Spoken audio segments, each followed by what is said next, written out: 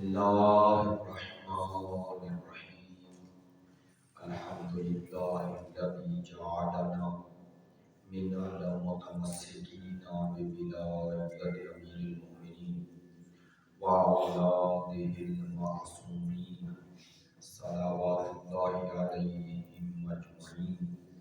الحمد لله على ما أنعم وله الشكر على ما أنعم والثناء بما قدم والصلاة والسلام والتحية والإكرام على سيدنا ومولانا حبيبنا وحبيب قلوبنا شفيعنا أبي القاسم محمد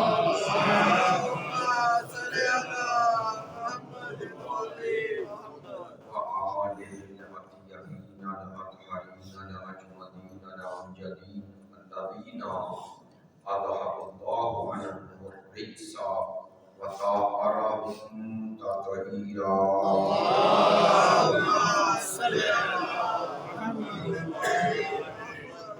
واللعنة الدائمة على منكري فضائلهم وغاسلي حقوقهم من الآن إلى قيام يوم الدين. أما بعد فقد قال سبحانه وتعالى في كتابه المجيد بسم الله الرحمن الرحيم وقالت الملائكة يا مريم إن الله اصطفاك وطهرك واصطفاك على نساء العالمين. صدق الله العلي العظيم. إن الله وملائكته يصلون على النبي يا أيها الذين آمنوا صلوا عليه وسلموا تسليما.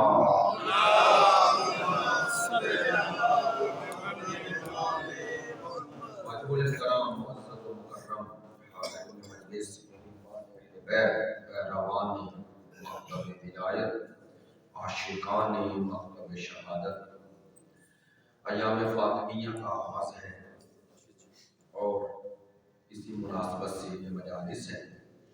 چونکہ کل یکم جمادی الثانی ہو گئی ہے، جیسا کہ خبریں آ رہی ہیں، تو اگر کل یکم ہو جاتی ہے تو پھر ظاہر ہے آپ کو معلوم ہے 4 مجالس رہ جائیں گے. اگر کل یکم نہیں ہوتی تو 5 مجالس ہوتی. لیکن چونکہ عنوان فاطمیہ ہے، بڑا عظیم عنوان ہے. میں اکثر یہ جملے عرض کرتا ہوں، اس بی بی کا جو حق انسانیت پر ہے بالعموم، مسلمانوں پر ہے بالخصوص، اور اپنے پیروکاروں پر ہے بالاخص. یہ بی بی ایک حق رکھتی ہے پوری انسانیت پر اور مسلمانوں پر بالخصوص، اور اپنے پیروکاروں پر، اپنے شیعوں پر بالاخص. اور یہ کوئی مبالغہ نہیں ہے. اگر کوئی اس حقیقت کی طرف متوجہ ہو جائے کہ انسان کے لیے سب سے بڑی سعادت ہے کیا، نعمت ہے کیا، تو پھر اسے پتا چلے گا کہ وجود سیدہ اور برکات وجود سیدہ ہے کیا. مثلا ہم عموماً نعمات یا نعمت کا لفظ جب استعمال کرتے ہیں تو ہمارے ذہن میں نعمت سے مراد ہمیشہ عموماً اکثر اوقات یہی مادی نعمات آتی ہیں. مثلا ہماری زندگی سے جو مربوط چیزیں ہیں، ہمارے جسم کے کام آتی ہیں، ہم انہیں ہی نعمات سمجھتے ہیں. مثلا دولت کی فراوانی ہے، رزق ہے. رزق میں پھر مختلف مصداق ہے نا رزق کے. یہ جو کچھ بھی ہے آپ کھانے کی شکل میں جو کچھ دیتے ہیں انہیں بھی نعمات کہتے ہیں. پہننے کی شکل میں جو دیتے ہیں انہیں بھی نعمات کہتے ہیں. آپ جس گھر میں رہتے ہیں اچھا ہے تو اسے بھی اللہ کی نعمت ہے. ایسا ہے یا نہیں؟ عمومی فضا ایسی ہی ہے. مثال کے طور پر کسی کا گھر بہت خوبصورت ہے تو وہ لکھتے ہیں آدم الفضل ہے. تو فضل یعنی اللہ کی رحمت، نعمت. توجہ فرمائیے. اگر ہم قرآنی نقطہ نظر سے دیکھیں دینی نقطۂ نظر سے، یا جملہ بدل ہم اہل بیت کے نقطۂ نظر سے ہم ثقلین کے نقطۂ نظر سے جو میں ممبر پہ کہہ رہا ہوں اور اس کے لیے آیات و روایات رکھتا ہوں، یہ جتنی چیزیں دنیا میں آپ کو ملی ہے یہ حقیقت میں نعمت نہیں۔ کیوں نعمت نہیں؟ کیونکہ ان کے ذریعے آپ کو آزمایا جا رہا ہے۔ ایسا ہے یہ مثلا یہی آیا مجیدہ آپ کے ذہنوں میں آ جائے گی، انما اعمالکم واولادکم فتنہ، پروردگار کہہ رہا ہے سوائے اس کے نہیں کہ تمہارے اموال جمع ہے مال، تو جو بھی تمہیں مال کی شکل میں دیا گیا ہے وہ بس نہ، واولادکم، اور جو اولاد کی شکل میں تمہیں دیا گیا فتنہ۔ یہ فتنہ کا معنی عربی میں جو فتنہ کا معنی ہے وہ اردو والا نہیں، چونکہ اردو میں آپ فتنہ کا معنی فساد لیتے ہیں، ایسے ہی ہے نا، کوئی فلاں شخص بڑا فتنہ پرور ہے یعنی فساد پھیلانا ہے۔ عربی میں اس آیہ مجیدہ میں یہ معنی فتنہ کہ وہ مال اور اولاد فتنہ یعنی فساد ہے، نہ، فتنہ کا معنی آزمائش ہے۔ اور عربی میں عربی نقطۂ نظر سے، قرآنی نقطۂ نظر سے فتنہ اس آزمائش کے لیے بولا جاتا ہے کہ جس کی محبت پیدا کر کے پھر اس کے ذریعے آزمایا جاتا ہے۔ چونکہ مال کی طرف انسان کا میلان، اولاد کی طرف انسان کا میلان ہے، توجہ ہے، محبت ہے، تو ان دونوں کے ذریعے خدا کہتا ہے میں نے آزمایا۔ اب توجہ فرمائیے، ہم تو مال اور اولاد کو نعمت سمجھتے ہیں، وہ خدا کہتا ہے یہ آزمائش ہے۔ اس کا معنی جسے ہم نعمت سمجھ رہے ہیں وہ اسے آزمائش کہہ رہے ہیں۔ تو سوال یہ ہے کہ اس کی نظر میں نعمت ہے کیا؟ ایسے ہی ہے نا، چلے میں اشارہ کروں گا اور آپ متوجہ ہو جائیں گے، اور انشاءاللہ ہمارے پاس 3 دن اور ہیں تو اس میں بھی وضاحت آ جائے گی، لیکن الحمدللہ آپ جس قدر متوجہ ہیں جلدی بات پہنچ جائے گی۔ اللہ کی نظر میں نعمت کیا ہے؟ اب وہ نعمات کی سارے مصادیق میں گننا چاہوں قرآن سے شروعات کروں تو آیات ہیں، وہ آیات انشاءاللہ ذکر کر دوں گا، لیکن آج اشارہ کر کے آگے بڑھ رہا ہوں۔ آپ نے اگر حقیقت نعمت کو سمجھنا ہے تو وہ آیت پڑھ لیں جو آپ غدیر کے مورد میں پڑھتے ہیں۔ متوجہ ہو گئے؟ چلے میں پڑھ دیتا ہوں، الیوم اکملت لکم دینکم واتممت علیکم نعمت، دو لفظ ہے نا، خدا کہتا ہے آج وہ دن ہے، یعنی غدیر سے مربوط یہ آیات ہے، الیوم سے مراد روز غدیر ہے۔ خدا فرماتا ہے غدیر کا دن، آپ ترجمہ یہ کر رہا ہوں، غدیر کا دن وہ دن ہے جب ہم نے دین کو اکمال پر پہنچایا، مکمل کیا، بس نہ واتممت علیکم نعمت، اور تمہارے اوپر اپنی نعمت اتمام، یعنی نقطہ کمال تک پہنچا۔ تو وہ نعمت کون سی ہے جسے اللہ اپنی طرف نسبت دے رہا ہے؟ واتممت، میں نے اتمام کیا، نعمتی جو میری نعمت ہے۔ تو جملہ بدل رہا ہوں، ہمارا نعمت سمجھنا اور بات ہے، اس کا نعمت کہنا اور بات ہے۔ اس کا معنی کہ بندہ جسے نعمت سمجھ رہا ہے وہ اسے آزمائش کہہ رہا ہے۔ ہم میری اور آپ کی نظر میں جو مال اور اولاد نعمت بنی، اس سے اس نے نعمت نہیں آزمائش کہا۔ وہ آزمائش نعمت کسے کہہ رہا ہے؟ وہ کہہ رہا ہے غدیر کے دن نعمت نقطہ کمال پر پہنچ گئی۔ تو غدیر میں کیا ہوا؟ پتہ چلا ولایت خدا کی نظر میں نعمت ہے۔ اب یہ جملہ میں نے کہہ دیا، ممکن آپ سن کے خوش ہو جائیں، لیکن سوال تو پھر بھی ہے کہ نوجوانوں کے لیے وضاحت عرض کر رہا ہوں، نعمت ہے تو کیا مانا؟ کیوں اللہ نے ولایت کو سب سے بڑی نعمت مانا؟ کیوں؟ سنیے گا، خدا نے اس لیے نعمت کہا ہے کہ پروردگار ہر وہ شے جو عطا کرے، اگر تمہیں اس کے نتیجے میں خدا کا قرب مل جائے تو حقیقت میں خدا کے قرب کا نام ہی نعمت ہے۔ لہذا پوری دنیا بھی تمہیں مل جائے لیکن اس دنیا کے نتیجے میں خدا سے دور ہو جاؤ تو یہ آزمائش ہے، اور کچھ بھی نہ ملے کوئی ایسا مل جائے جس کے ذریعے خدا مل جائے تو بھی سب سے بڑی نعمت ہے۔ علی حق نعرہ حیدری، سب سے بڑی نعمت ہے۔ کیا کہنا؟ تو ولایت کا معنی، نعمت یہ معنی ہے کہ ولایت کے ذریعے ہماری ہدایت ہوتی ہے۔ لو اب میں نے جملہ آسان کر دیا، جو شے ہمارے لیے سبب ہدایت بنے وہ نعمت ہے، وہ نعمت ہے، حقیقت میں وہ نعمت ہے۔ یعنی آسان لفظوں میں جو خدا کے قرب کا سبب بنے۔ ہدایت کے نتیجے میں انسان خدا کا قرب بھی پاتا ہے نا۔ ہدایت کا معنی یہ ہے، ہدایت اور ہادی اسے کہتے ہیں جو منزل تک پہنچائے۔ لو یہ ساری تمہید عرض کیوں کی؟ پتہ چلا اللہ کی نظر میں سب سے بڑی نعمت کا نام ہے ہدایت۔ لے میری بات اور وزن بھی پیدا ہو جائے گا اور دلیل مضبوط بھی ہو جائے گی۔ اگر اللہ کی نظر میں ہدایت سب سے بڑی نعمت نہ ہوتی تو خدا نماز میں سورہ الحمد میں اپنی حمد و ثنا کے بعد ہمیں اپنی ذات سے ہدایت مانگنے کی دعا نہ سکھاتا۔ میں جلدی جلدی پڑھتا ہوں آیت تاکہ آپ تک بات پہنچ جائے۔ مثال سورہ الحمد کیا؟ بسم اللہ الرحمن الرحیم، الحمدللہ رب العالمین الرحمن الرحیم مالک یوم الدین ایاک نعبد و ایاک نستعین۔ لے آپ ماشاءاللہ تعین فرمائیے، یہاں تک بندہ خدا کی حمد و ثنا کر رہے ہیں، ساری حمد اس کے لیے جو عالمین کا کیا ہے؟ رب ہے۔ کون ہے وہ جو رب ہے عالمین کا؟ وہ رحمان ہے، وہ رحیم ہے، وہ مالک یوم الدین ہے، ایاک نعبد و ایاک، چونکہ ساری حمد تیرے لیے ہے، تو رحمان ہے، تو رحیم ہے، تو روز قیامت کا مالک ہے، اس لیے ہم تیری ہی بندگی کرتے ہیں، یعنی تجھے ہی بندگی شائستہ ہے، بندگی تیرے ہی لائق ہے، تیرے علاوہ کسی کی بندگی ہو ہی نہیں سکتی۔ چونکہ جب ہم نماز میں کہہ رہے ہیں اشہد ان محمدن عبد، جس کا عبد مصطفیٰ جیسا ہو، سوچے ہم عبد ہو کہہ کے اقرار کرتے ہیں کہ یا رسول اللہ آپ عبد ہیں، تو میں کہہ دوں جملہ، جب مصطفیٰ کی بندگی نہیں ہو سکتی تو کسی اور کی کیا؟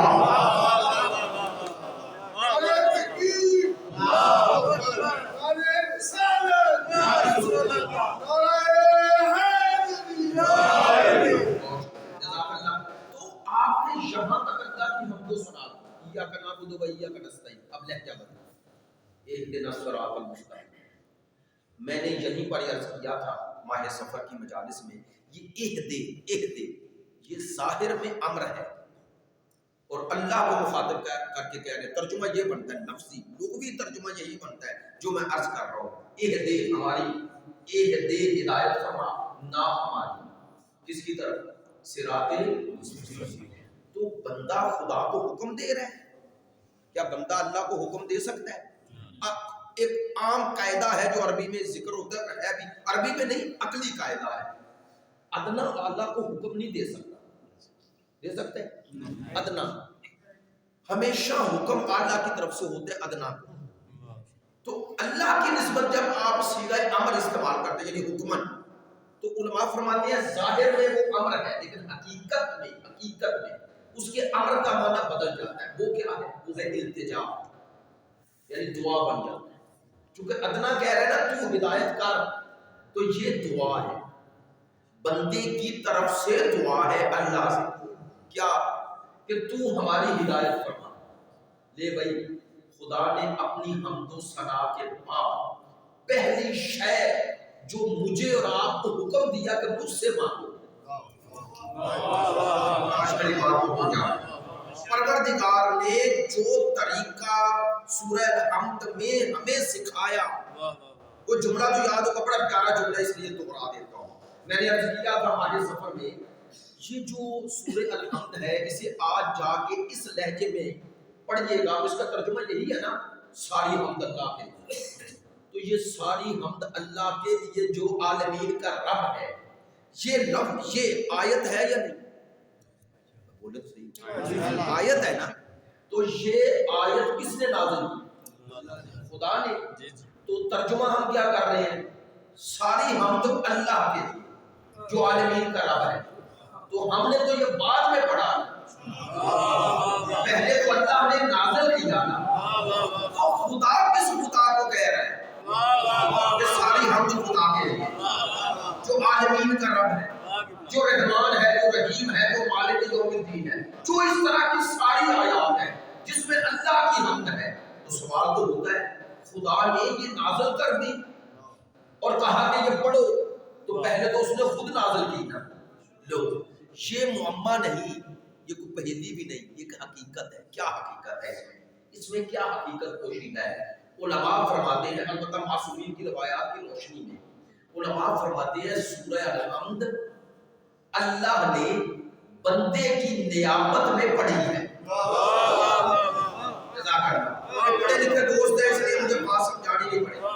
اللہ نے بندے کی نیابت میں پڑھی ہے، تو کیوں پڑھی ہے؟ بہت بڑا جملہ ہے۔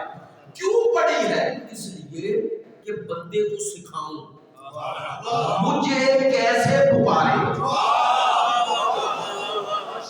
میری حمد کیسے کرے۔ اب جملہ کہہ رہا ہوں، گویا اللہ نے یہ سورہ حمد بندے کی نیابت میں پڑھ کر بندوں کو سکھایا کہ میری حمد اور مجھ سے کیسے مانگو۔ تو خدا نے حقیقت میں سمجھایا ہے بندے، اگر میں تجھے اپنی حمد نہ سکھاؤں تو تو اس قابل بھی نہیں ہے کہ میری تعریف کر سکے۔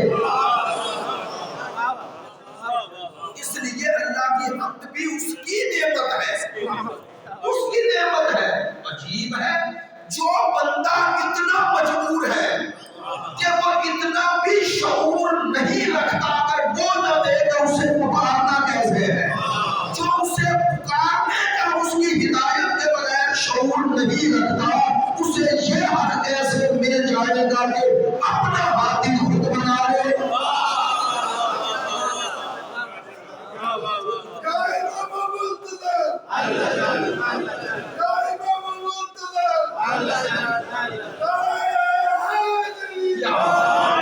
چلے بات اس تناظر میں ہو رہی تھی، میں یہ عرض کرنا چاہتا ہوں کہ ایام فاطمیہ کی عظمت کیا ہے۔ یہ ساری باتیں اس لیے ہیں تاکہ آپ تک یہ بات پہنچے۔ اہدنا الصراط المستقیم، آپ متوجہ ہو گئے، تو یہ دعا ہے۔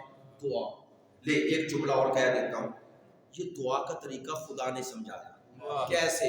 خدا نے کہا جب بھی مجھ سے مانگنا ہے نا تو پہلے میری حمد کرنا، پہلے میری توصیف کرنا، تعریف کرنا، حمد کرنا، تاکہ پتہ چل جائے جس سے مانگ رہے ہو اس کی عظمت کیا ہے۔ میں جملہ بدل دیتا ہوں، شاید ایک مطمع نظر اس کا یہ ہو، تم میری حمد کر کے جب مانگو گے تو تم اپنی بندگی کا حق ادا کرو گے۔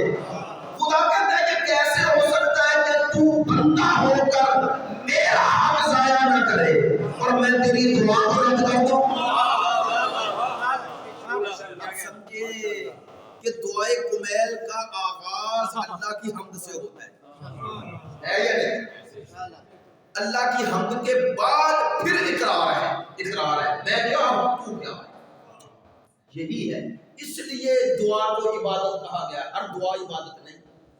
چلے اب اس تناظر میں بات آ گئی، طلب میں اور دعا میں فرق ہے، مانگنے میں اور دعا میں فرق ہے۔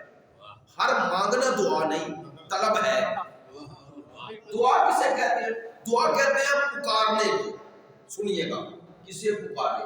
سنیے گا، جب ادھر والا یعنی بندہ اپنے آپ کو سراپائے نیاز سمجھ کر اس بے نیاز کے سامنے دست نیاز بلند کر دے تو اسے دعا کہتے ہیں۔ جب سراپائے نیاز، سراپائے نیاز یعنی محتاج محض، جس کا وجود ہی احتیاج ہے۔ اب کیا کروں، مشکل باتیں تھوڑی سی آ گئی۔ دیکھیے ایک ہوتا ہے محتاج، ایک ہوتی ہے احتیاج، دونوں میں فرق ہے۔ آسان کر دیتا ہوں، مثلا آپ کو مجھے پیاس لگی تو یہ پیاس میرے وجود میں پیدا ہوئی، ایسے ہی ہے نا؟ تو وہ جو وجود میں پیدا ہوئی خارج میں یہ مایا ہے، پیا پیاس ختم ہوئی۔ لیکن یہ جو تشنگی تھی یہ میرے وجود کا ایک حصہ ہے، میرا پورا وجود نہیں۔ ایسا ہے یا نہیں؟ ایسا ہی ہے نا؟ تو یہ جو ایک وجود کے اندر پیدا ہوئی اسے کہتے ہیں ضرورت، لیکن یہ میرے پورے وجود کا حصہ نہیں ہے، میرے وجود کی ایک ضرورت ہے۔ تو میں محتاج ہوں پانی کا، پانی میری ضرورت ہے لیکن ایک حصہ، میرے پورے وجود کی ضرورت پانی پورا نہیں کرتا۔ جب آپ کے وجود میں کوئی ضرورت ہو تو آپ اس کے محتاج ہیں، لیکن اللہ کے ہم ایسے نہیں کہ محتاج ہیں کہ ہمارا وجود الگ ہے اس کی ضرورت الگ ہے، نہ، ہمارا وجود ہی پورا اس کے سامنے دست احتیاج بلند کیے ہوئے ہیں۔ بہت شکریہ، سلامت رہے، ہمارا پورا وجود ہی احتیاج ہے۔ یعنی علماء مثال دیتے ہیں، ایک شے ہوتی ہے لٹکانا، آپ جب شے کو لٹکاتے ہیں تو ایک ایسا مرکز رکھتے ہیں نا کہ جس پر وہ لٹکے، ہینگ کر دیتے، تو وہ جو ہینگر ہے جس کے اوپر اس کے لٹکا کر رکھا ہے وہ ہو تو یہ شے لٹکی رہے گی نا، ورنہ گر جائے گی نا۔ لو، ہم خدا کی نسبت ایسے ہی ہے، اس کی دست قدرت میں ہمارا پورا وجود ایسے ہے، جیسے ہی اس کی نگاہ بدلی ختم۔ اگر کوئی اپنے وجود کی توجہ، اگر کوئی اپنے وجود کی اس ضرورت کو محسوس کر لے اور اسے پکارے تو اسی کا نام دعا ہے۔ اپنی احتیاج کو محسوس کر کے اس بے نیاز کے سامنے دست طلب بلند کرنا اور اپنی بندگی کا اظہار کرنا، اس کا نام دعا ہے۔ چلے، میں نے جملہ کہا اور آپ نے ان الفاظ اور اس طرح کی جملوں پر توجہ فرمائی، مجھے حوصلہ ہو، اور البتہ اب آ رہا ہوں پے در پے، تو اس لیے آپ کے مزاج کا بھی پتہ چل گیا ہے، اور انشاءاللہ تھوڑا تھوڑا میرے ساتھ مزاج ملائیں گے تو ہم گفتگو کا لیول بلند کرتے ہیں تاکہ وہ روایتی انداز سے تھوڑا سا اوپر جائے۔ ایسا ہی ہے نا، ہونا بھی چاہیے، ہونا بھی چاہیے۔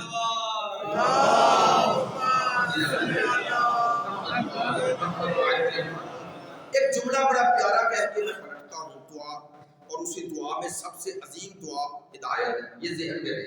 وجود سیدہ کتنی بڑی نعمت ہے، توجہ فرمائیے گا۔ ایک جملہ کہہ دیتا ہوں، میں نے عرض کیا تھا دعا میں اور طلب میں فرق ہے، آپ کے ذہنوں میں سوال آیا، لو، یہ جو مانگتے ہو نا خدا سے یہ دے دے یہ دے دے، یہ دعا نہیں، یہ طلب ہے، دعا کی شکل میں ہے۔ آپ کہیں گے پھر دعا کیا ہے؟ دعا میں طلب نہیں، دعا میں اظہار ہے۔ دعا والا کیا ہے؟ خدایا میں تیرا حقیر بندہ ہوں، یہ دعا ہے۔ پکار رہے ہو، اپنے آپ کو سراپا نیاز سمجھ کر اس بے نیاز کو اس کی حمد کر رہے ہو اور اپنی احتیاج وجودی کا ذکر کر رہے ہو، ادھر بندگی کا اظہار، ادھر اس کی ربوبیت کا اقرار، یہ ہے دعا۔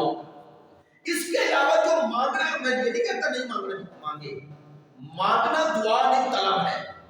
اب آئیں، کہتے ہیں کسی عارف خدا سے کسی نے پوچھا آپ کو عطا سے محبت ہے یا دعا سے؟ سوال کرنا، دعا اور عطا میں فرق ہے یا نہیں؟ دعا وہ ہے جو مانگ رہے ہو، عطا وہ ہے جو مل جائے، ایسا ہی ہے۔ اب سننا، بھائی مجھ سے پوچھے میں آپ کی بات نہیں کرتا، میں کہوں گا میں تو عطا چاہتا ہوں۔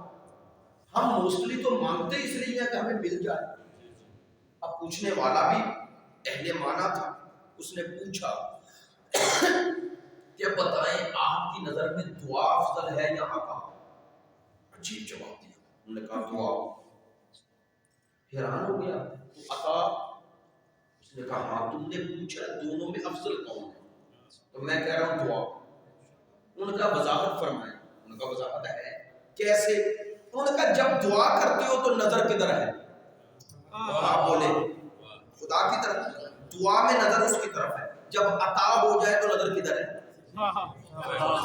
شے کی طرف۔ انہوں نے کہا بس اتنی ہی معرفت اگر ہو جائے کہ کس میں نظر کدھر ہے،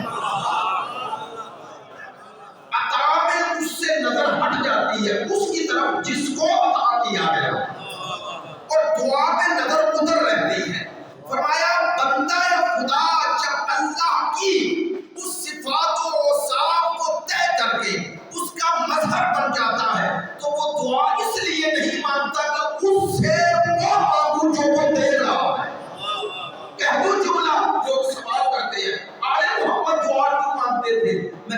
دعا مانگنا زیب ہی آل محمد کو دیتا ہے۔ یہ دعا سکھانا یہ زیب ہی آل محمد کو دیتا ہے۔ کیوں؟ چونکہ کوئی بندہ ایسا نہ ملا جو اس سے کچھ نہ مانگے۔ صرف علی اور علی کے 11 وارث ہمیں ایسے نظر آئے جو اس سے اس کو مانگ رہے ہیں۔ سلیمان نعرہ حیدری، اس سے اسے مانگا، اس کا غیر نہیں مانگا۔ نہیں توجہ ہوگی، جملہ کہوں اور آپ تعین فرمائیں گے۔ بھائی علی ابن ابی طالب امیر المومنین قائد الغر المہاجرین اسد اللہ العالم، چلے میں لفظ بدل دیتا ہوں، مارنا چاہتا ہوں 14 معصومین، اس سے مانگے تو کیا مانگے؟ اس کے علاوہ آپ کہیں گے کیا؟ لو آپ اور میں زیارات پہ جائیں، کہیں جائیں تو آپ یا اللہ ہماری عاقبت بالخیر کر، ہمیں جنت دے، ایسے ہے نا، جہنم سے بچا، تو دونوں چیزوں میں منحصر ہو گیا نا، جنت دے جہنم سے بچا، ایسا ہی ہے نا۔ تو وہ کیا مانگے؟ جس کے بچوں کو اللہ نے جنت کا سردار بنایا، جنتی نہیں بنایا، جنت کا سردار بنایا، سردار، اور صرف سردار نہیں بنایا، خدا بندے متعال کے رسول خدا نے، حبیب خدا نے یہ جملے بھی فرما دیے، حسن و حسین سردار ہیں اور علی ان کے بھی سردار ہیں۔ تو جو جنت کے سرداروں کا سردار ہو وہ جنت کیسے مانگے؟ اب کیسے لفظ سمجھانے کے لیے کیوں مانگے؟ اچھا جہنم، تو سرکار نے فرمایا اے علی تو جنت اور جہنم کو تقسیم کرے، جس کی مرضی پہ اللہ جنت اور جہنم تقسیم کرے وہ پھر جہنم سے پناہ، ایسا ہی ہے۔ تو اب پتا چلتا ہے ہم مانگتے ہیں پکارتے نہیں، اور علی مانگتے نہیں پکارتے ہیں، وہ عبادت حقیقی کر رہے ہیں۔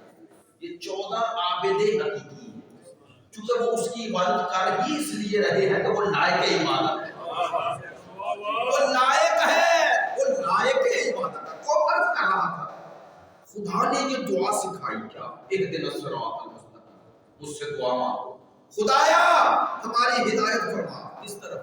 صراط مستقیم۔ اب میرا محلے شاہد آ رہا جس کے لیے یہ زحمت دی، صراط الذین انعمت خدایا ان لوگوں کی راہ دکھا جن پہ تو نے انعام کی۔ تو یہ راہ صراط مستقیم مانگ رہے ہیں، ایسا ہی ہے نا؟ تو صراط مستقیم، صراط الذین ان لوگوں کی راہ، وہ اہدنا الصراط المستقیم کی وضاحت آ رہی ہے۔ اللہ سے مانگ رہے ہو اے اللہ ہمیں اپنی سیدھی راہ، آسان لفظوں میں کہوں سیدھی راہ کی طرف ہماری ہدایت فرما، مانگ رہے ہو۔ اب آگے وضاحت، کن کی راہ؟ ان لوگوں کی راہ جن پہ تو نے انعام کیے، انعام یعنی نعمتیں کی، بول کے بتائیے گا یہ صاحبان انعام اور نعمت جن کی راہ مانگ رہے ہو ان کی راہ بھی صراط مستقیم ہے، ان نعمتوں سے مراد سرمایہ دار ہے، ان سے مراد پیسے والوں کی مانگ رہے ہو، جن کے پاس دولت ہے، جن کے پاس کوٹھیاں کاریں بنگلے ہیں، ان کی راہ دکھا۔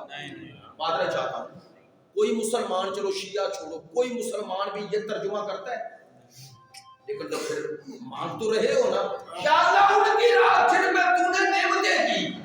لو میری بات کی تائید تم نے خود کر دی، آپ سب میرے بزرگان، دوستان، میرے بچے سب نے تائید فرما دی کہ اس آیت میں وہ انعمت علیہم سے مراد ہماری سرمایہ دار نہیں، کوئی شہرت دولت والا نہیں، کوئی منصب والا ہے، بولے تو صحیح، کسی وزیر اعظم کی راہ مانگ رہے ہیں، کسی صدر کی، کسی چیف آف آرمی اسٹاف کی، تو پھر وہ صاحبان انعام ہے کون؟ تو ثابت ہو گیا کہ اس آیا میں جنہیں اللہ نے صاحب نعمت کہا ہے ان کی راہ مانگ رہے ہیں۔ تو اب پتا چلا کہ جن کی راہ پہ چلیں گے اور جو اس کا مصداق بنے گے وہی حقیقت میں صاحبان نعمت ہے، اور ان کا مل جانا ہی نعمت ہے۔ تو خدایا میں نے اس گفتگو کو پھیلانا نہیں، نعمت بڑھی اور انشاءاللہ شاید آ جائے انہی ایام میں بھی ایک عورت. لیکن جو جملہ کہنا چاہتا وہ صاحبان انعام کون ہے؟ تو اللہ نے تو نماز میں حکم دیا ہے نا, ان کی راہ مانگو. خدایا وہ صاحبان انعام وہ لوگ یہ وہ لوگ کون ہیں؟ خدایا چونکہ تو نے کہا ہے تو ہی سمجھا, وہ جن کی راہ تیری راہ ہے وہ کون ہے؟ خدا نے کہا گھبرا نہیں, میں نماز ختم ہونے سے پہلے ان صاحبان انعام کا تعارف کروا دوں گا. تھوڑا انتظار کر, جیسے ہی نماز شروع کی اور تشہد میں آئے تو خدا نے کہا میری گواہی کے بعد درود پڑھ تاکہ تمہیں پتا چل جائے وہ صاحبان انعام کون ہے.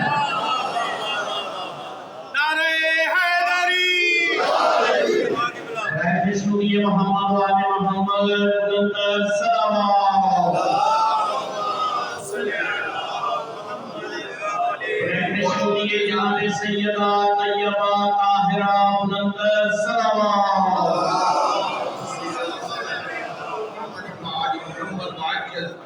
آپ متوجہ ہیں, لیکن میں نے آسان لفظوں میں کوشش کی. اس سے معلوم ہو گیا کہ اللہ کی نعمت یہ ہے اللہ کی راہ مل جائے. اور خدا نے کہا میری راہ کوئی ایسے نہیں کوئی لکیر کھینچی ہوئی ہے, کچھ ہستیاں ہیں جن کے پیچھے چلو گے تو وہ میری ہی راہ پہ چل رہے ہیں. ایسا ہی ہے نا, صراط الذین انعمت علیہم غیر المغضوب علیہم ولا الضالین. آپ کو یاد ہے میں نے عرض کیا تھا یہ جو 3 صفات بیان ہوئی ہے نا, یہ 3 گروہ نہیں, یہ غلط ترجمہ ہے. اس ترجمے کو جان بوجھ کے ایسے کیا گیا اور ہم بھی سنائی بات ایسے ہی کہہ دیتے ہیں معذرت چاہ, ایسے نہیں ہے جو ہم ترجمہ کرتے ہیں. خدایا ان لوگوں کی راہ دکھا جن پہ تم نے انعام کیے, نہ ان کی جن پہ تم غضبناک ہوا یا جو گمراہ ہوئے, نہ ایسا نہیں. یہ تینوں اس اللہ زینہ کی صفات ہیں. وہ جن کی راہ مانگ رہے ان کی پہلی صفت یہ ہے کہ ان پہ اللہ نے انعام کیا. دوسری صفت انہی کی یہ ہے کہ جن پہ اللہ نے انعام کیے اللہ کبھی ان پہ غضبناک نہیں ہوا. یار میری بات کا توجہ فرمانا. تیسری صفت ان کی یہ ہے جو صاحبان انعام ہیں وہ کبھی گمراہ نہیں ہوئے.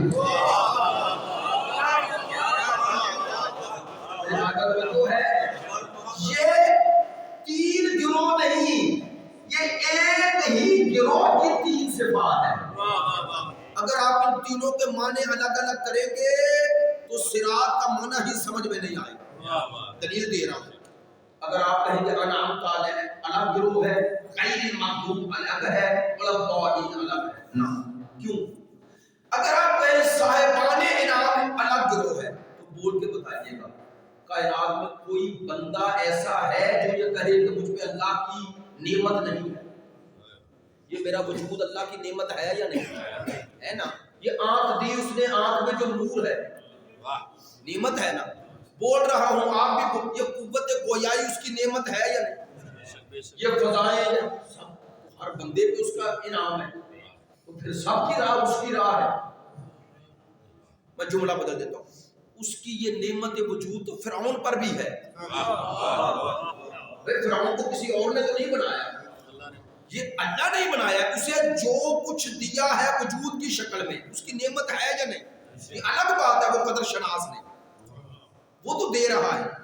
تو اگر آپ نے کہا صاحبان انعام الگ ہے, نعمتوں والے الگ ہیں, والضالین الگ ہے, غیر المغضوب الگ ہے, تو پھر صاحبان انعام تو سب ہو گئے. میری بات کا توجہ رہی. کہنا کیا چاہتا ہوں, پہلے ان کی صفت جن کی راہ اللہ کی راہ ہے صراط مستقیم ہے, پہلی صفت یہ ہے وہ صاحبان انعام ہے. 2 صفات اس پہلی صفت کی تبیین کر رہی ہیں, تفسیر کر رہی ہیں, توضیح کر رہی ہیں. بات بڑا مشکل ہے لیکن آپ نے توجہ فرمائی تو مجھے خوشی ہوگی. غیر المغضوب ولا الضالین کا معنی یہ ہے جنہیں اللہ نے صاحب نعمت بنایا, وہ قدر شناس ہیں, وہ نعمت کے خلاف کچھ نہیں کرتے. نعمت کے خلاف کچھ نہ کرنا یہی دلیل ہے کہ وہ کبھی مغضوب ہو ہی نہیں ہے. جو کچھ اللہ نے انہیں نعمات کی شکل میں دیا ہے وہ اس دینے والے کی مرضی کے خلاف کچھ کرتے ہی نہیں ہیں. جب کرتے نہیں تو وہ کبھی منظور میں آتے ہی نہیں ہیں. چونکہ وہ صاحبان انعام ہے اور قدر شناس ہے، اس لیے وہ مغصوب میں شامل نہیں، مغصوب کا غیر ہے. اور چونکہ مغصوب کا غیر ہے لہذا وہ کبھی گمراہ ہوئے ہی نہیں ہیں. میری بات پر توجہ ہو گئی ہے؟ نو، یہ تینوں صفات ملا کر جب پڑھیں گے تو اس کا مصداق صرف وہی بنے گا جو معصوم ہوگا.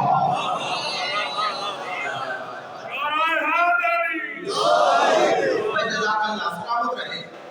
یہ تینوں صفات ملا کے پڑھو گے تو پھر پتا چلے گا کہ یہ راہ جس کی راہ پہ اللہ چلا رہا ہے وہ گناہگار کی راہ نہیں، وہ ان کی راہ ہے جن پہ وہ کبھی غضبناک ہوا ہی نہیں. اللہ غضبناک ہوتا ہی گناہ پر ہے، آسان لفظوں میں نافرمانی پر ہوتا ہے. اس کا معنی یہ صاحبان انعام ہر کوئی نہیں، ان میں سے یعنی پورے انسانوں میں کچھ ہیں جنہوں نے نعمت کے حق کو ادا کیا. جملہ بڑا پیارا تھا، جنہوں نے نعمت کے حق کو ادا کیا ہے، اس لیے غیر منصوب بھی ہیں اور بلدوالین بھی ہیں، کبھی گمراہ نہیں ہوتے. اب دیکھ لو جن کے پیچھے چلنا ہے وہ کبھی والے ہیں بھی یا نہیں. توجہ فرمائیے، جب لفظ کبھی آئے گا تو پھر ہمیں ماضی دیکھنا پڑے گا. ہم کسی کے عیب تلاش نہیں کرتے، ویسے تو انسانوں کے عیب تلاش کرنا بری بات ہے، بری بات ہے. اب آپ کو پاکستان میں ایسا ماحول نہیں نظر آ رہا تو مت سمجھیے، اللہ نہیں چاہتا، معذرت چاہتا. یہ بات ذرا ان بریکٹ سن لیں.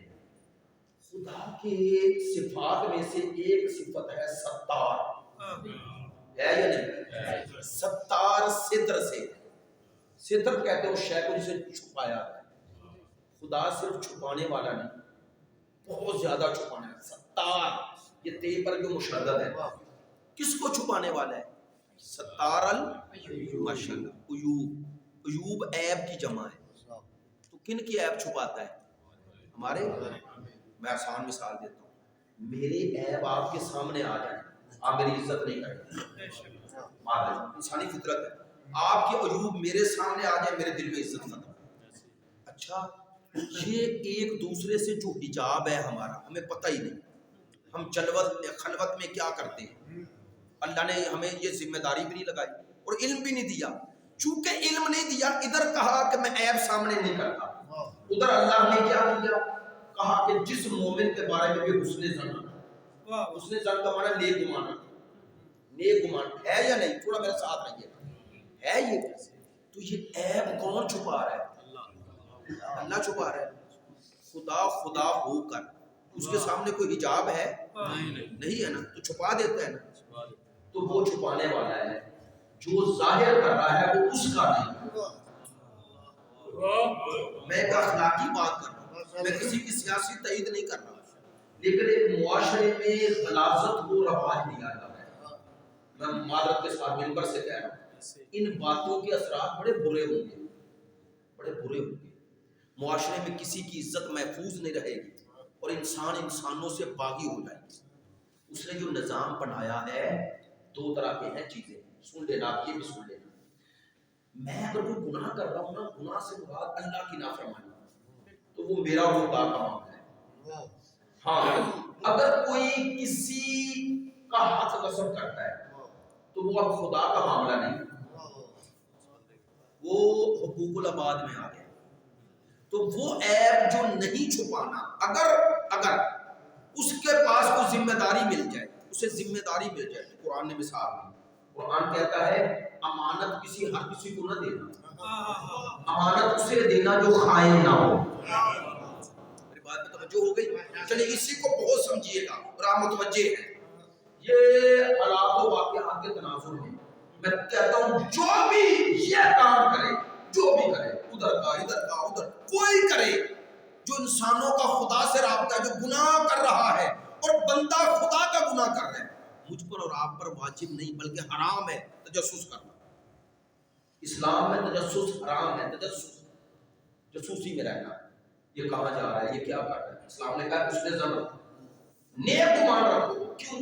تاکہ جب وہ اس کے عیب کو چھپا رہا ہے تو تجھے کس نے حق دیا ہے؟ تجھے کس نے حق دیا؟ اور آپ جانتے ہیں پروردگار نے ہر گناہ کے بعد مگر کچھ چند گناہ, ہر گناہ کے بعد توبہ کا در کھلا رکھا ہے یا نہیں؟ اور اللہ نے یہ بھی نہیں کہا کہ یہ توبہ کر کے لوگوں کو بتا. خدا کہتا ہے تیرا اور میرا معاملہ ہے, اپنا گناہ صرف میرے سامنے بیان کر اور مجھ سے رو کے مانگ. گناہ کی توبہ یہ پشیمانی ہی توبہ ہے. میں نے جملہ شاید جلدی میں کہہ دیا. گناہ پہ پشیمان ہونا ہی توبہ ہے. توبہ ایک. دوسرا گناہ کا تکرار نہ کرنا یہی توبہ ہے. گناہ کا تکرار نہ کرو. بس انسان کہہ دے خدایا اب نہیں کروں گا اور نہ کرے. یہ جو نہیں کروں گا یہ کہنا توبہ ہے, نہ کرنا توبہ پہ استقامت ہے. توبہ پہ استقامت ہے. اور پتہ ہے اللہ نے اس کا صلہ کیا دیا ہے؟ خدا کہتا ہے یہ جو تیرے ماضی میں گناہ ہوا, ماضی میں ہوتا ہے نا گناہ, خدا کہتا ہے یہ جو ماضی میں گناہ ہوا تم نے توبہ کر لی نا, میں نے توبہ قبول کر لی. توبہ قبول کر لی تو کیا کیا؟ خدا کہتا ہے یہ جو گناہ تھا اسے بھی مٹا دوں گا. اور اتنا مہربان ان گناہوں کے بدلے چونکہ تو پشیمان ہو گیا, اس گناہوں کو مٹا کے اس کی جگہ پر نیکیاں رکھ دوں گا. تاکہ قیامت کے دن جب کرام الکاتبین تیرا نامہ اعمال پیش کرے تو تیرے نامہ اعمال میں وہ گناہ ماضی میں لکھے ہی نہ ہو. جو اتنا مہربان خدا ہے اور سالت مآب کی امت میں ہو کر بدترین ماحول پیدا کرنے کی کوشش کر رہے ہو, بدگمانی کا, بدبینی کا, انسانوں کے اندر ایک نفرت ایجاد کر رہی. یہ سارے لوگ شیاطین جن و انس ہیں. یہ شیاطین ہیں, ان کی خدا کے ہاں پکڑ ہے. ایک ایک جملے کا من یعمل مثقال ذرۃ خیرا یرا, اللہ کہتا ہے رائی کے دانے کے برابر بھی نیکی کرو گے تو دیکھو. ومن یعمل مثقال ذرۃ شرا یرا, خدا کہتا ہے رائی کے دانے کے برابر بھی کوئی برائی کرے گا تو دیکھ لو. اور اس برائی میں ڈٹا خدا بندے متعال انسانوں کو ایوب سامنے نہیں آنے دیتا. یہ اس کا کرم ہے. ورنہ جو دعائے کمیل میں مولا کائنات ہم سب کو یہ تعلیم دے رہے ہیں, کیا میرے خدا ان گناہوں کو بخش دے جو عصمت کے پردے چاہ کر دیتے. اللہ کی ایک نعمت اور رحمت بھی یہ ہے کہ ہمارے عیوب وہ چھپا دے, ہماری اچھائیاں دنیا میں پھیلا دے. یہ اس کی نعمت ہے, یہ اس کی رحمت ہے, یہ اس کی توبہ قبول کرنے کا سبب ہے. اسلام اور اہل بیت لوگوں کو شمر و یزید اور عمر سعد بنانے نہیں آئے تھے, حر بنانے آئے تھے. حر بنانے آئے تھے. اسی لیے تو حر کو کہا حر تو آ گیا اور معافی نہ مانگ, کہا نا مولا حسین. تو اچھا میں عرض یہ کر رہا تھا, چلے نتیجہ دے دوں آج کی اس مجلس کا. اللہ کی صاحبان انعام وہ ہیں جن کے اللہ کبھی غضبناک بھی نہیں اور کبھی گمراہ نہیں ہوتے. تو میری بات کی تائید میں یہ ساری آج کی گفتگو تھی. اللہ کی سب سے بڑی نعمت کیا ہے؟ ہدایت مل جانا. اب آئیں, سیدہ کتنی بڑی نعمت ہے. خدا نے جو نظام ہدایت مصطفیٰ کے بعد امامت کی شکل میں چلایا, اس امامت کے محور و مرکز کا نام رسول ہے. اگر کوئی اس رخ سے بی بی کے وجود زنجود کو دیکھ لے اور درد کر لے, لو جملہ کہہ رہا ہوں, آج کی گفتگو سمیٹ رہا ہوں, اگر کوئی ہدایت کی نعمت کی قدر کرنا چاہتا ہے تو اس وقت تک وہ قدر شناس ہو ہی نہیں سکتا جب تک سیدہ کا حق ادا نہ کرے. توجہ ہے. اور شکریہ, سلامت رہے. پچھلے سال میری 3 مجالس یاد ہے نا, انا اعطیناک الکوثر, تینوں میں نے سورہ کوثر پہ مجالس پڑھی تھی. اس میں نے ایک جملہ کہا تھا معذرت کے ساتھ کہ مجھے یاد ہے, اور میں جملہ دوہرا رہا ہوں بھی یاد ہے. انا اعطیناک الکوثر, میں نے عرض کیا تھا خدا نے اپنے حبیب سے کہا ہم نے آپ کو کوثر دیا، یہ نہیں کہا بیٹی دی۔ بطول میں اور دوسری خواتین میں یہی فرق ہے۔ بطول میں، سیدہ میں اور دنیا کی ہر دوسری خاتون میں یہی فرق ہے، یہی فرق ہے۔ کیا اللہ نے سیدہ سید الانبیاء کو بیٹی بنا کے نہیں دی، کوثر بنا کے۔ کوثر کا معنی یاد ہے؟ فوال کے وزن پہ اس کا معنی خیر کثیر۔ میرا جملہ تو یاد ہوگا، میں نے عرض کیا تھا یہ خیر کثیر دو لفظ ہیں، خیر اور خیر میں کثرت، اور کثیر بھی اس نے کہا ہے جس کا قلیل شمار میں نہیں آتا۔ یہ پوری نعمت جو خدا نے دی ہے قرآن میں چیلنج کیا ہے، ان تعدوا نعمت اللہ فلا تحصوها، ایسے ہی ہے خدا کہتا ہے میری یہ نعمتیں شمار کرو، یہ جو میں نے دنیا میں دی ہے، خدا کہتا ہے شمار، اور واقع نہیں کر سکتے۔ کیسے کرو گے شمار؟ نہیں کر سکتے نا۔ پتہ ہے یہ جن نعمات کو ہم شمار نہیں کر سکتے، پروردگار ان کے بارے میں کیا کہتا ہے؟ خدا کہتا ہے یہ متاع قلیل ہے۔ اسی لیے میں نے کہا جس کا قلیل شمار میں نہ آئے اس کا کثیر کیا ہو۔ اب سوچتے رہے، صرف کثیر نہیں کہا، خیر کثیر کہا ہے۔ لو آج آپ گھر جائیں گے تو جناب سیدہ کی عظمت کا یہ پہلو سوچتے جانا جسے اللہ خیر کثیر کرے۔ اب جملہ کہہ رہا ہوں اور معذرت چاہتا ہوں، دہرا رہا ہوں اور قصداً دہرا رہا ہوں۔ میں نے عرض کیا تھا بی بی کو بیٹی بنا کے نہیں دیا، کوثر بنا کے دیا۔ کیوں؟ میں نہیں تردید نہیں کر رہا، بیٹی بھی ہے لیکن بیٹی ہونے سے پہلے کوثر ہے۔ نہیں، خدا نے دے کر کوثر نہیں بنایا، میری بات نہیں پہنچی ہے۔ خدا نے دے کر کوثر نہیں بنایا، کوثر بنا کر دی ہے۔ اِنَّا أَعْطَيْنَاكَ الْكَوْثَرَ، ہم نے آپ کو کوثر عطا کی، زیادہ نہیں کہا، یہ نہیں کہا ہم نے کوثر قرار دیا، نہ کہا ہم نے کوثر عطا کی ہے۔ عطا کیا ہی اسے جاتا ہے جو پہلے ہو۔ تو پہلے ہو سے کیا مراد؟ اللہ بتا رہا ہے میں نے جب وجود سیدہ کو خلق کیا تو دو صفات وجود سیدہ میں رکھ دی، ایک اسے خیر ہی خیر بنایا، دوسرا اس خیر میں اتنی وسعت دے دی کہ دنیا چھوٹی ہے، خیر ختم جانا۔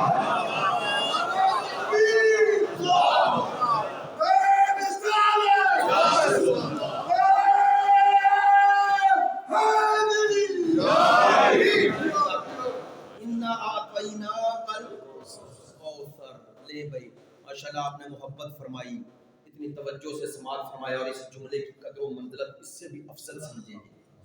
یہ جملے جو زبانوں پہ ادا ہو جاتے ہیں، بندہ میں ممبر پہ کہہ رہا ہوں کوئی عاجزی انکساری میں نہیں، حقیقتاً کہہ رہا ہوں، کوئی یعنی میرے اندر میں بڑا کچھ سوچ رہا ہوں، ظاہر کر رہا ہوں، یہ حقیقتاً کہہ رہا ہوں۔ یہ جملے اپنے اختیار میں نہیں ہوتے، یہاں آئیں تو کوثر، وہ خیر کثیر کہا نا، تو اس خیر کثیر کا یہاں معنی کیا ہے؟ یہاں معنی یہی ہے کہ وہی اس خیر کا جو آخری خیر ہے وہ بھی وجود سیدہ کا حصہ ہے، وہی جو اس خیر کا آخری مصداق ہے جس کے سبب کائنات باقی ہے۔ یا توجہ ہو رہی ہے؟ جس کے سبب کائنات باقی ہے وہ بھی سیدہ کے وجود کا تسلسل ہے یا نہیں؟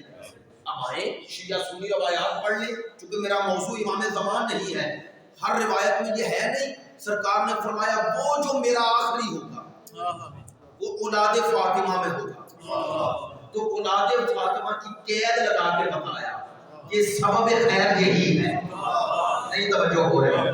اللہ نے بتایا بطول کوثر کیسے ہے، کہا اس کوثر کا ایک مصداق امام زمان ہے۔ چلو ابھی بھی جن کے لیے مسئلہ واضح نہیں ہوا، میری عادت ہے بات کو 1 2 3 4 وجہ سے ظاہر کرنے کی کوشش کرتا ہوں، آخری سبب بتا رہا ہوں۔ بطول کوثر ہے، دلیل اللہ نے اسی خیر کے آخری مصداق کو رکھا. لو خدا نے طے کیا ہے کائنات کا اختتام کروں گا ہی نہیں جب تک یہاں پر بطول کی عظمت سامنے نہ آئے. کیسے سامنے آئے گی کیسے؟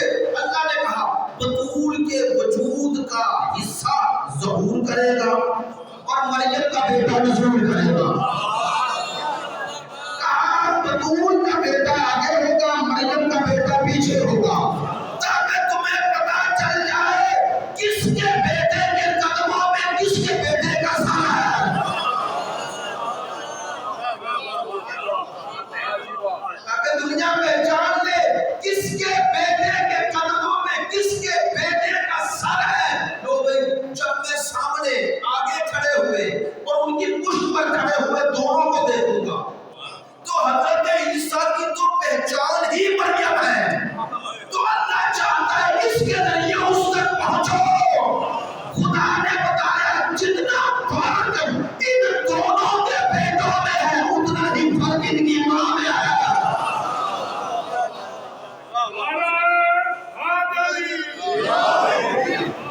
جتنا فرق ادھر ہے اتنا ہی فرق ادھر ہے. یہ سیدہ کی عظمتوں کا اظہار ہے یا نہیں؟ اور وہ جو جملہ کہنا چاہ رہا ہوں جس کے لیے بار بار آپ کو تلقین کر رہا ہوں کہ وہ ضائع نہ ہو. بطول یہاں آئی تو کوثر بن گئی, وہاں آئے گی تو شافیہ روز محشر بن گئی. یہی خیر ہے. یہاں آئی تو کوثر ہے, وہاں آئے گی تو شفیع روز محشر ہے. یہاں آئی تو سبب بقائے نظام ہدایت بن گئی, وہاں آئے گی تو گناہگاروں کے لیے باعث شفاعت بن گئی. سیدہ تیرے وجود کے صدقے یہ سارے خیر بطول کے وجود کے صدقے. اسی لیے سرکار فرماتے تھے تیرا باپ تجھ پہ فدا ہوگا. ہم ایسے تھوڑا ہوتے ہیں. انشاءاللہ کوشش کروں گا جو آیا سورہ آل عمران کی پڑھی ہے اس کے ضمن میں مقامات حضرت مریم سے مقامات حضرت زہرا کو ثابت کیا گیا تاکہ آپ کے سامنے دو معصوم ہستیوں کے بارے میں جو اللہ نے کہا وہ سامنے آئے. عزیزان محترم, سیدہ کا بڑا حق ہے, پوری امت کا حق ہے سیدہ کا, اور اس حق کو ادا کیسے کیا؟ 95 دن زندہ رہے. بس آج بی بی کے مسائل کے حوالے سے ایک اشارہ ہے. شہادت دین کو ہی پڑھوں گا, کوشش کروں گا روزانہ ایک دو اشارہ کروں گا. آپ نے یہ روایت بیشتر اوقات اہل سنت علماء سے بھی سنی. وہ کون سی روایت ہے کہ جب سرکار کا وقت آخر تھا تو بی بی کی آغوش میں سرکار کا سایہ. یہ مستند روایات یہ بی بی کی آغوش میں سرکار کا سر ہے. سر ہے, باپ ہے, محرم ہے, اور ایک ہی وجود کے دو حصے سر ہے, اور اتنے میں دروازے میں دستک ہوئی. سنی ہے نا یہ روایت. اور بی بی فرماتی ہیں میرے بابا جان سو رہے ہیں. پھر دستک ہوئی, بی بی نے پھر یہی جواب دیا. اب تیسری مرتبہ پھر دستک ہوئی تو بی بی نے رونا شروع کیا. علامہ ذیشانت الجوادی لکھتے ہیں بی بی کا گریہ بتا رہا ہے بی بی کو معلوم ہے در پہ کون ہے, لیکن بی بی آنے کی اجازت نہیں دے رہی. سنیے گا, فرماتے ہیں کیوں اجازت نہیں دے رہی؟ کیونکہ بابا کی محبت ہے, چاہتی ہے میرا بابا جتنا ہو سکے میرے پاس ہے. اب جب بی بی کی آنکھوں سے آنسو گرے نا, گریے کی کیفیت ہے رخ انور مصطفیٰ پہ گئی, تو بلا تشبیہ سرکار نے آنکھیں کھول لی اور چہرہ بطول پہ نظر پڑا. بطول رو رہی ہے. پتہ ہے سرکار نے کیا فرمایا؟ کہنے لگے بطول میری زندگی میں نہ رو,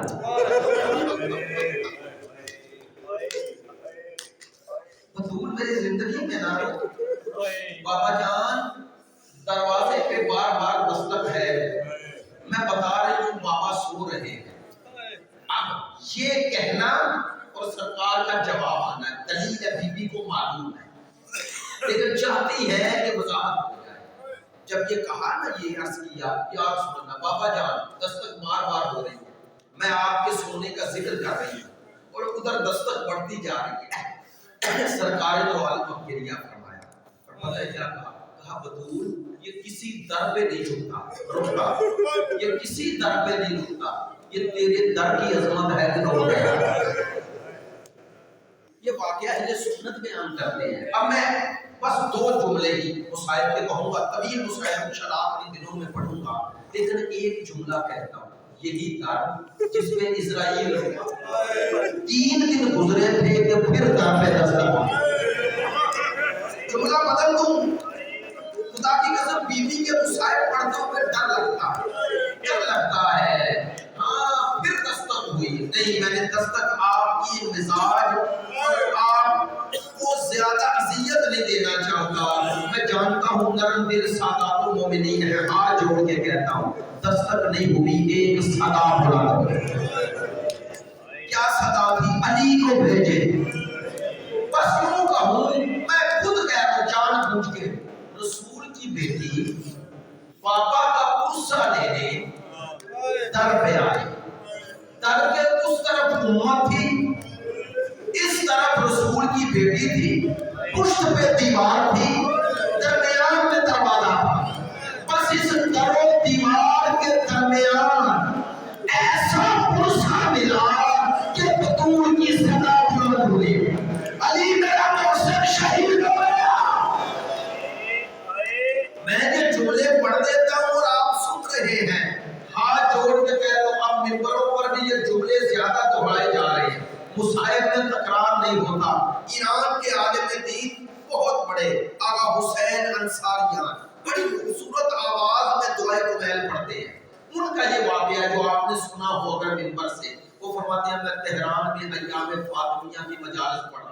آپ جانتے ہیں ایران میں بہت سال پہلے ایام فاطمیہ کی اصطلاح رائج ہو گئی تھی انقلاب کے فوراً بعد، اور فرماتے ہیں کہ میں تہران میں ایام فاطمیہ کی مجالس پڑھ رہا ہوں، کہتے ہیں میں نے یہی جملہ ایسے ہی پڑھا ہلکے انداز میں کہ در و دیوار کے درمیان رسول کی بیٹی تھی، کہتے ہیں اگلا جملہ میری زبان سے سخت نکلا، میں نے کہا اس در و دیوار کے درمیان آنے والے اس نرم و نازک جسم پر دروازہ ایسے گرا کہ پسلیاں ٹوٹ گئے۔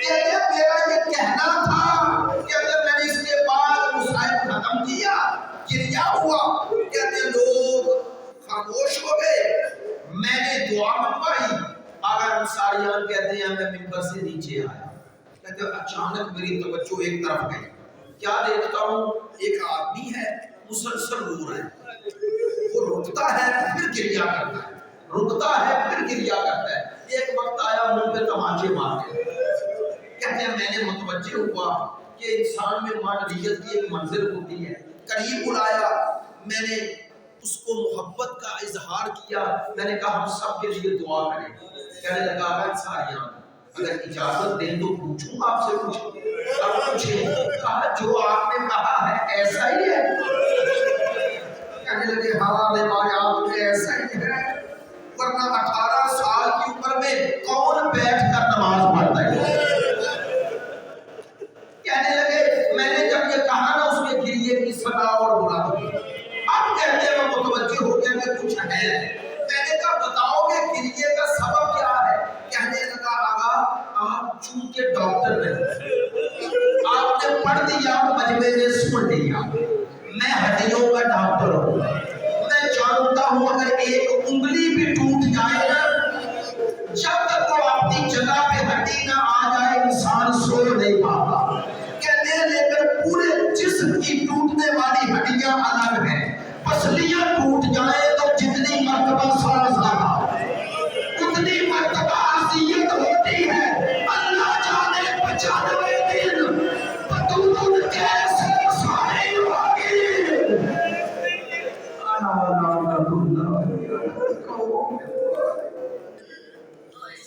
خدایا تجھے بی بی کی مظلومیت کا واسطہ قلب سیدہ کو ہم سے راضی و خوشنود قلب یوسف زہرا امام زمان کا ظہور فرما، ہمارا شمار کے منتظرین میں فرما، حاضرین کے اپنی رحمت نازل فرما۔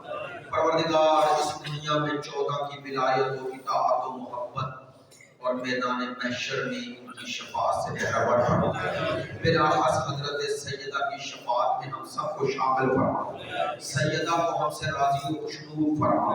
پروردگار ہمیں، ہمارے بچوں، ہمارے اہل و عیال کو آل محمد کی محبت پر استقامت کے ساتھ قائم رہنے کی توفیق عطا فرما، ہمارا خاتمہ بالخیر فرما، ہمارا خاتمہ اسی محبت اور ولایت فرما۔ پروردگار اس مسجد و امام بارگاہ